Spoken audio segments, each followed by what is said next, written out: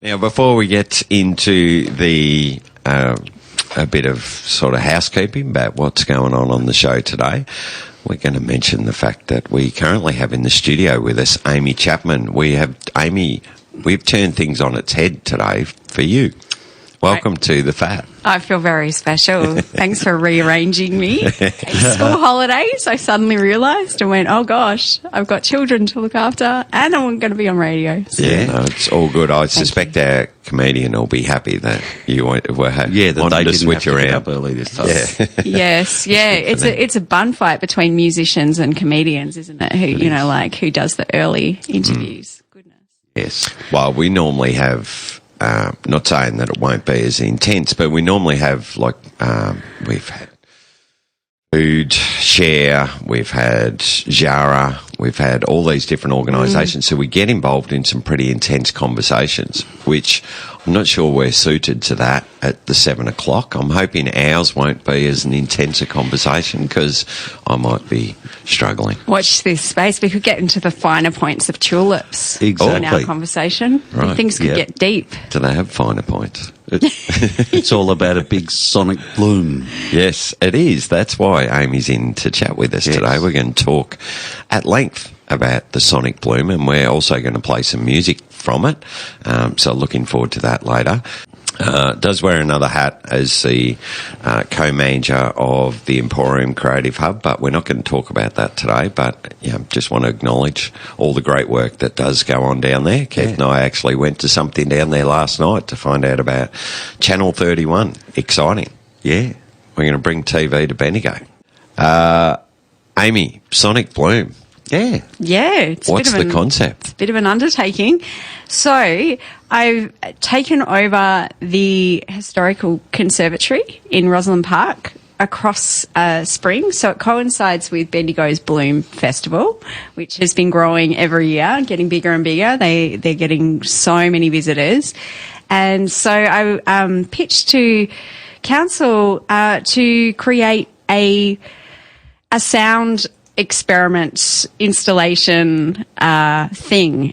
It's not just an installation, although if you go right through spring, if you're visiting the conservatory, you can hear the sounds of sonic bloom. But what it is, for the last 6 months, I've been interviewing all of the Parks and Gardens team members, all the volunteers, the painters in the gardens, the kids who are growing vegetables with the parks team over at Canterbury Gardens, everyone who hangs out in the gardens and has really enjoys them.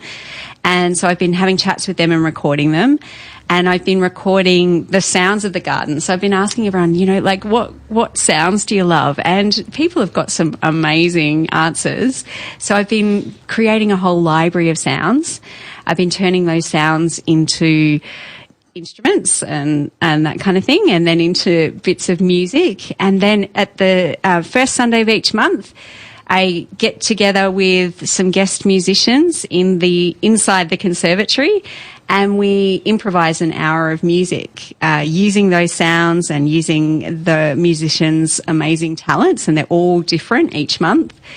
And so we create a live soundtrack across the hour to an audience who gets to picnic out on the lawns and listen. So that we have the speakers out onto the lawn, so you get to sit there and hear the sounds of the gardens, and we record that and then we pop it on the speakers for everyone who's visiting to hear. So it's a really multifaceted kind of community-driven project.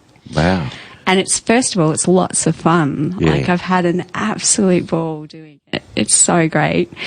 And you were, Brett, you were in the audience for the very first one. What did you make of it, that experience? First of all, I think when you mentioned about how you actually coerced or pressured the council into getting involved, I don't know how you actually managed to pressure Mother Nature into getting involved as well, because it was like you coordinated with Mother Nature on that day. So to set the scene, you're sitting there, you're looking at that conservatory building.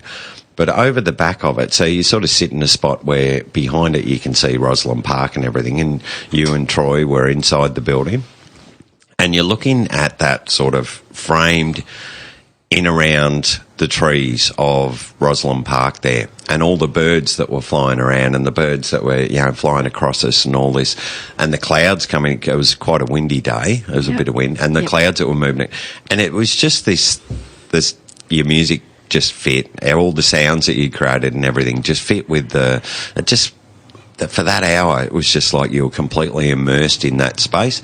You weren't aware of where you were in the middle of town, sort of thing. You were sort of taking in everything that was going on with nature. There was a part late in it where it actually said something about Mother Nature just does whatever that Mother Nature does. And at that point it rained for it ain't really light, so you didn't need to move, but there was a bit of light rain just to remind us that Mother Nature's got control of this. And it was a really pleasant experience and a real community. Everyone was having a chat afterwards and hung around and spoke for a while, and it was good. Yeah, really nice. It felt real. Thank you for being there. It felt really good. When you imagine these kind of projects in your head, you hope that those things those kind of synergies will happen, and you can imagine what the experience will be. But until you actually do it, you're not sure if any of it's going to work in the way that you think. And especially when you're improvising music, like Troy and I had kind of talked through a few ideas about what we might do together, and we kind of had a little play, but we really wanted to just let whatever happened happen in the moment. And it just, it felt really magical, and it really did feel connected to the place, to the gardens, to the birds, the bird song, all of the real-time sounds. So the birds that were actually flying kind of melded into the soundscape that because obviously I've taken heaps of sound recordings of different parks and nature reserves around Bendigo, and so that was all intertwined in it. And for Troy and I, it felt really magical too. We couldn't see what you were seeing, but there was a real connection between us inside the conservatory and everyone outside, and it was really magical. I can't wait for the next one. It's going to be completely different again. So it's not, you did have Troy with your Troy Firebrace, the first one. I did. But the second one, which is coming up on Sunday, October 6th, so not this Sunday, the one after. Yes. Different guests? Yeah, so I have two Castlemaine based musicians. So I have Aviva Undian, who plays clarinet, and I have Carrie Webster, who plays violin and viola. So that's going to be nice. It's going to be a really, I imagine, they're both very inventive, super creative musicians. So when you think of those instruments, I can imagine there'll be kind of a lot of that more orchestral kind of feel, but they are also really imaginative and up for a challenge. So in response to a lot of the sounds, and I put in lots of snippets of the conversations that I've had and that kind of thing. So I can imagine that they'll respond in really imaginative musical ways as well to that. So it'll be interesting to see what unfolds with that mix of instruments, because I play synthesizer and lots of sampling and the beats and things. I made beats out of the sound of one of the parks crew.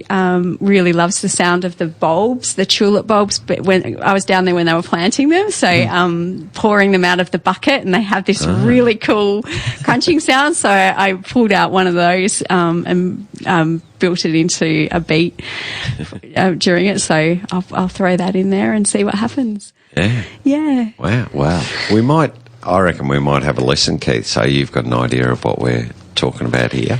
We'll play a little snippet that you selected for us from the first Sonic Bloom event. I did. Reason why you picked this? Yeah, I did. I picked this one because this is Troy when I don't even think it was a moment about towards the end. It was kind of 2/3 of the way through, and it was, Troy and I were really listening deeply to each other by that stage. When you're improvising over that stretch of time, you really get into a zone, and we'd really found a beautiful rhythm of listening.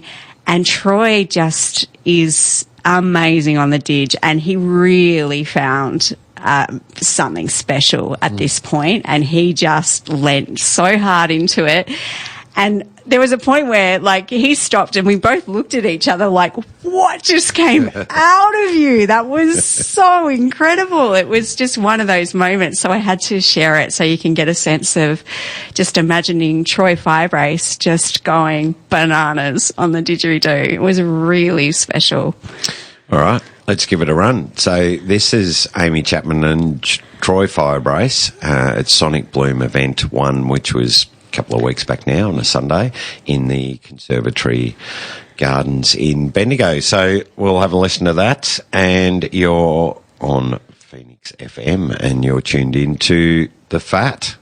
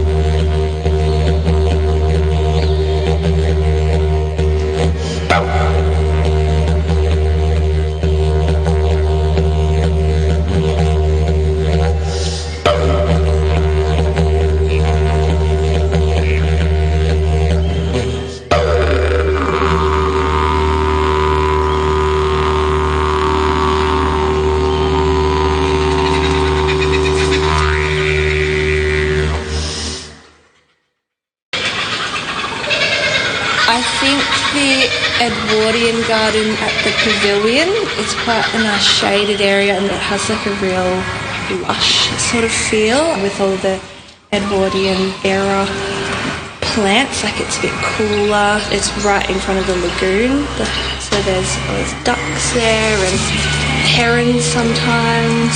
I really like the way that the tree ferns flow in the wind. Get rosellas in the habitat sort of garden just here behind the toilet block.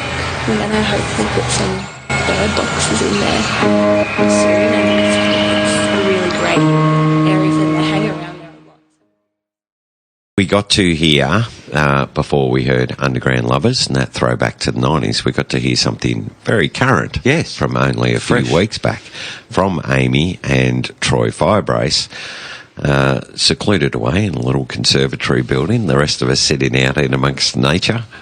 To a degree. And that was the thing I think that really stood out to me was it was like, even though every now and again you'd hear a truck go past, and it also almost sort of felt like it was part of it because it was sort of like, oh yeah, just that little reminder that there is that over there, but there's this. Yeah. And you can just get completely immersed in this and not be impacted by what's behind it. Yeah, and I think speaking to the parks team, I mean, they love these gardens. They really do nurture these gardens and spend so much of their energy and time, like, really thinking about what's going to work in there and what people are going to enjoy.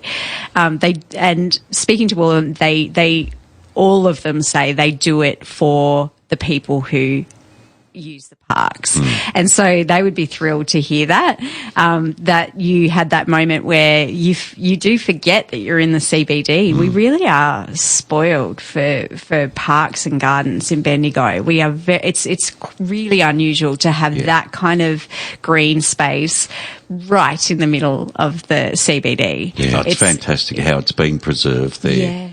Over the years and treasured by, obviously, the people who work on it, because it always presents so beautifully. Yeah, absolutely. And then you go over to places like the Botanical Gardens where they've got all of the really beautifully well thought through newer gardens like the Garden of the Future and that kind of thing, which is all natives. And there's been so much consultation to what that needs to be climate resilient. And, for the parks team to be experiencing the music and seeing the gardens kind of celebrated and reimagined and enjoyed and listened to, I think they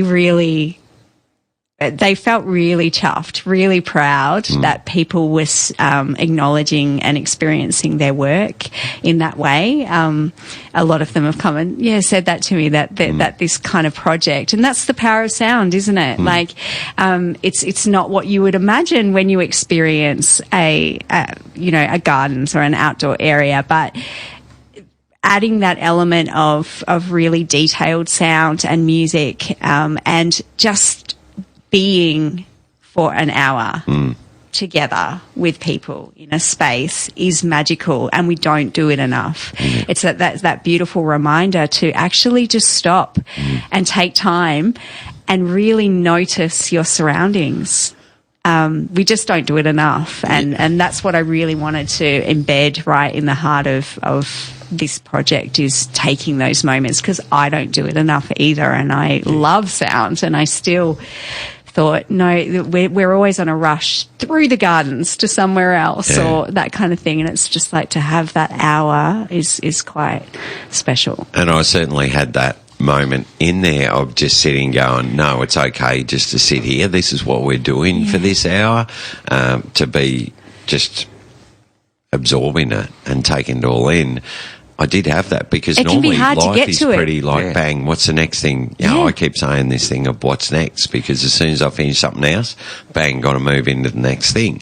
And having that time of just going, no, I'm just going to sit there and soak this in, because that's what I've allowed, is this hour to do that. It can be really challenging. It can be really, really challenging to do that. And a lot of the projects I do involve asking an audience to be for a lengthy time without their phones, to just commit to being in a space with other people and experiencing something. And it's hard. You go on a struggle until you ease into it. And then, but I don't know, I find personally when you come out of that experience, you feel joy. You feel joyful, that you've given yourself that. It feels like a gift. And everyone's kind of bounces around like, wow, like something magical just happened. Yeah, well, from a musical standpoint, being able to, have that time to just immerse yourself in it and just focus on, what you and your fellow musicians are doing in that space and time and moment. That's just fantastic. I mean, you're inspired by the gardens and nature, but in the end, you're focusing in on that. Yeah. To be able to take the time and the moment to do that. As a performer, it was that, I guess I've been a bit selfish, like building that in for myself. It was kind of, I really did give that to myself, and we were just saying off air, Troy Firebrace hasn't done a lot of that kind of just improvise, just committing to seeing what happens when you get a couple of performers together. And we really did go on such a deep journey. It was so much fun. There were just moments, there were just so many beautiful moments, which I love about improvising, where like we would start singing something at the same time and then hold a note together at the end. None of it was pre-planned. Like, we hadn't planned that, but we managed to hit a harmony and stay on the same note and finish at the same time. And then we looked at each other like, what? What just happened? It's incredible when those that happens. moments when they just land that's what you do it for. And you need to let go into those moments. You need to stop resisting. And I think as an audience member and as a performer, that's the key, is just don't resist the experience. Allow yourself to just be into it. Modern life puts so many, you do find yourself sitting there going, oh, this is nice, but, is it half an hour to go? Okay. All right. I can do this. I can listen. But yeah, once you get past that resistance, there's magic on the other side of that. Yeah. It was the only thing I was starting to think about as we were getting closer was, are you going to finish before it buckets down, right? Because it did look like it was going to at one point. But it just was this little... It was a little light shower. And, luckily I had no idea that I'd triggered the very... the most perfect sound bite, where she said, Mother Nature will have her way. Yeah. Down came the rain, and then it stopped, and the music kind of went with it. It was it's really great. So I'd love to have people come down on the first Sunday of October for the next one, because I think the audience, the mix of the audience really does make it as well. We're looking straight onto the audience. It's predominantly about listening. That's why I chose to do it with us in the conservatory and the audience outside in the gardens, because I really wanted it to be, normally you go to a venue and it's set up as a dynamic where there is a stage and everyone's like looking directly at the stage, and they're watching what your fingers are doing, and you're putting on, you put on a character as a performer and that kind of thing. And I wanted to kind of take that away and let the gardens and the actual experience be the main stage. And for us all to kind of be doing that together, rather than everyone, hey, look at the people performing. And, so it really is important to have a beautiful mix of people, and it's really family friendly. So you can, my daughters were out on the grass running around everywhere during it. So you're not stuck to, again, like you're not watching a concert where you have to sit still in your seat and be quiet. You can contribute to the soundtrack. If there's kids laughing and screaming, great. It's going to be part of it. Bring a picnic blanket and some afternoon tea, and hopefully we get some great weather. Now, you've recorded it and it's been played through the gardens. So it's inside the so now you can come inside the conservatory, and so from the conservatory's open from 7 a.m. right through to dusk. So at the moment, right through the school holidays, there's bloom at night, so everything's lit up. There's lots of illuminations, and you can walk right through to the Chinese gardens, and there's heaps of amazing, beautiful nighttime activations happening for bloom. So any time that you go through from 7 a.m, you can walk through the conservatory or sit in the conservatory. There's some beautiful seats in there, and listen to the entire performance, or just a little bit of it as you wander through. I just wanted to because there's that thing with a live performance, you can have this great experience, but if you couldn't make it that day, then it's gone. So, to be able to record it and share it, and now people will have their own new experiences with the sound installation, because now they'll be sitting inside on their own or with their families or friends, and so I'd be interested to hear from people who might have been in there for moments as to what they felt. How it felt, because it's a completely different setup then than the actual live experience. So So just a reminder for people, completely free event. It is. Absolutely. There's no gates or anything like that. You just wander in and... Yeah, we really wanted to create something that was accessible to everyone. And it really is an invitation to, if you haven't been to the gardens for a while, like, it's a beautiful time to do it. The tulips are in full bloom. It's so colourful down there. There's like 57,000 tulips that they plant. It's nuts. Yeah, it's crazy. I was down there with them when they were planting it. They really work hard. Yeah. Like, the council should be hiring like a masseuse to come down and look after the parks team when they're down on their hands and knees planting tulip bulbs. The real crazy part, and they talked about this, there's a show on at 10 o'clock today, Rainbow Radio, and they had Max and Eileen had someone in from...